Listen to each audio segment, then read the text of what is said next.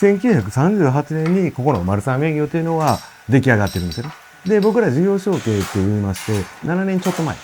はい、には一緒になってるんですよね。布団の工程って、例えば綿作ったりとか、裁断したりとか、縫製したりとか、いろんな言うたらところがあるんですけど、それが基本的には言ったらほとんどのパートできるっていうのは、日本の中でもそんなにいっぱいないんですよね。例えば、キルトだけが得意とかね、綿取りだけが得意っていう会社って多いんだけど、そうじゃなくて、それが全部できるっていうのは、やっぱり魅力ではあったな、とは僕は思います。